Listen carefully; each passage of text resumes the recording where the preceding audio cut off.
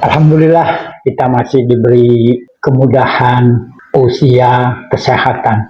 Patut bersyukur kehadiran Allah Subhanahu wa Ta'ala. Mengakhiri tahun 2024 ini, Desember, jagat raya keluarga besar Nahdlatul Ulama itu agak heboh terkait sejumlah tokoh NU, pimpinan pesantren di Pulau Jawa dan beberapa daerah lainnya di seluruh Indonesia mendengungkan muktamar luar biasa Nahdlatul Ulama. Dan aktor utamanya bukan orang sembarangan, melainkan pengasuh pesantren Din Anyar Jombang.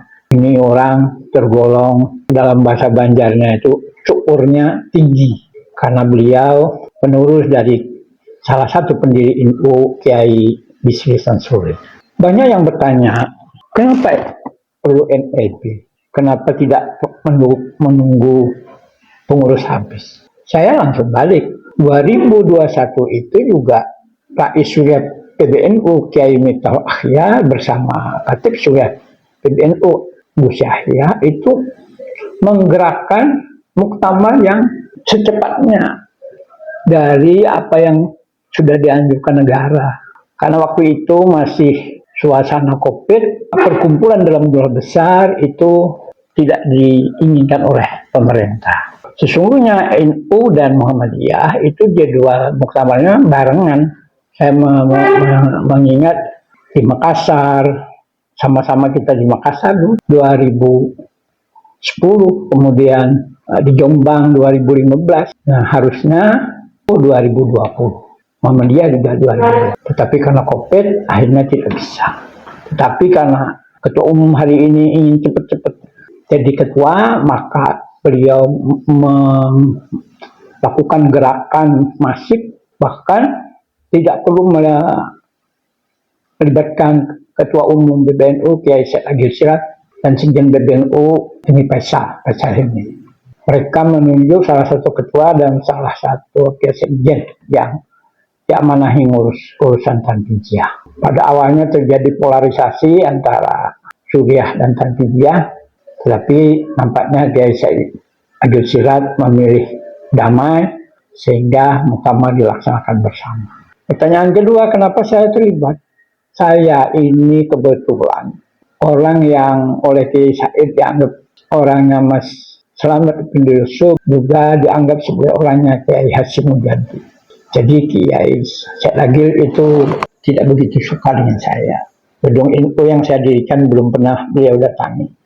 Tapi beliau masih mau datang ke Tanjung, ke Kota Baru, ke Martapura dan sebagainya. Itulah maka akhirnya saya mendukung Gus Yahya yang kebetulan idenya hebat ya, membangun peradaban, meneruskan ide-ide besar Gus Dur. Masalahnya setelah jadi tidak sesuai. Kemarin waktu di Jombang saya ditanya oleh beberapa wartawan soal Gus Yahya, soal Gus Ipul, soal pemberhentian. Saya tidak dalam konteks memilih kepada spesifik si A si B. Menurut saya PBNU-nya sudah tidak kredibel di mata jamaahnya. Boleh dicek bagaimana PW itu kadang dibekukan, dicopot, diberhentikan, yang kumpul dianulir dan seterusnya. Kalau orang-orang yang terpilih bukan kelompok mereka, hampir pasti Kalsel juga sudah terpilih calon Ahwat, dibekukan karena terbaca calon rais itu lain yang mereka kehendaki. Dan hari ini karena entah kenapa berlanjutan menghasilkan kepengurusan yang SK-nya juga belum. Beberapa daerah ada yang bertahun-tahun menunggu SK. Ini kan tidak bagus untuk jamiah.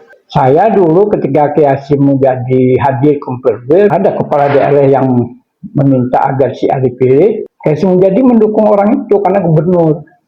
Tapi teman-teman di cabang memilih saya.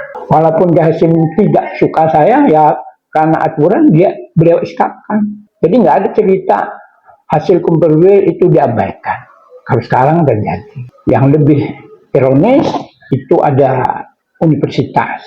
Saya itu membiayai dengan dana sendiri demi suksesnya itu. Nah, saya kan bukan tipe yang suka menjilat-jilat datang ke PBNU untuk sesuatu alasan sekedar menjilat-jilat soal. Nah, sementara ada orang lain yang melakukan itu, ternyata saya diusir dari kampus oleh DPP yang baru dan yang saya sudah hilang. Nah, Ketua Umum, Gus Yahya tidak tahu itu, karena dia tidak pernah mengunjungi Kalimantan Selatan untuk urusan itu kecuali dulu menjelang lokasi muktamar. Dia nggak ngerti, itu orang baru, infonya juga nggak jelas. Maka itu akhirnya apa? Di kampus itu materi kurikulum yang terkait dengan materi Ahlussunnah wal Jamaah, fikih, teologi, tasawuf itu hilang. Padahal kita ingin mendidik mahasiswa kita, meskipun dia misalnya sarjana farmasi misalnya, dia tetap ngerti info itu tasawufnya harusnya gitu. Nah, ternyata dengan segala warna berbeda seluruh Indonesia, relasi PW dengan PJ dengan PW juga PC itu sama se-Indonesia. Ada gosip yang tidak enak, misalnya ngurus SK itu berbayar. Gimana? Saya jadi teringat dalam sebuah rapat Suriah, Ketua Umum Gus Yahya bilang, ya menurut beliau nggak perlu universitas itu. Kita ini membangun umat saja. Tapi seperti apa membangun umat? Nggak jelas juga. Kalau zaman Kiai Hasim almarhum, Kiai Adil Siraj, beliau datang ke banyak daerah untuk menggelorakan semangat Ahlussunnah wal Jamaah. Dakwah itu harus hidup. Nah, inilah antara lain, ini hal-hal yang sangat prinsip bagi NU sebagai jamiah, Nahdliyah, harusnya ini terjaga. PBNU hari ini seperti birokrasi negara, bahkan seperti kantor aparat keamanan. Kalau ada orang daerah, cabang, PW mau menghadap, itu harus bikin surat dulu.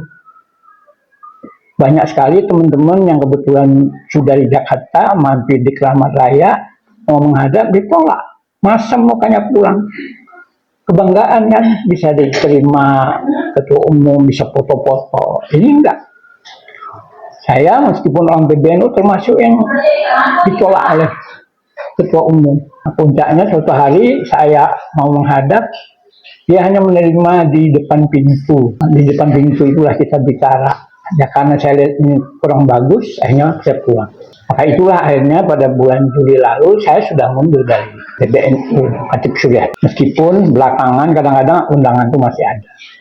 Dan memang saya cek dengan teman-teman belum ada sih rapat menyikapi pengunduran diri saya. Mana ada surat tertulis menyetujui atau bahkan sekarang ini karena terlibat MLB memecat itu. Nah, ya saya tunggu aja.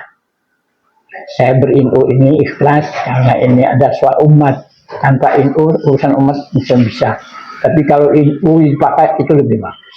Nah, terkait muktamar, teman-teman, saya ingin beri masukan supaya ini menjadi keinginan bersama. Nanti info itu supaya jangan jadi badan otoriter. Hari ini memang secara regulatif Suriah Tanbijiyah dan Mustasar memang ada tugasnya, tapi kan nggak jalan. Tanbijiyah itu ya pelaksana, ya juga pengambil kebijakan. Nah, kalau toh ada juga Suriah, ya sebenarnya yang mengambil keputusan itu Tanbijiyah.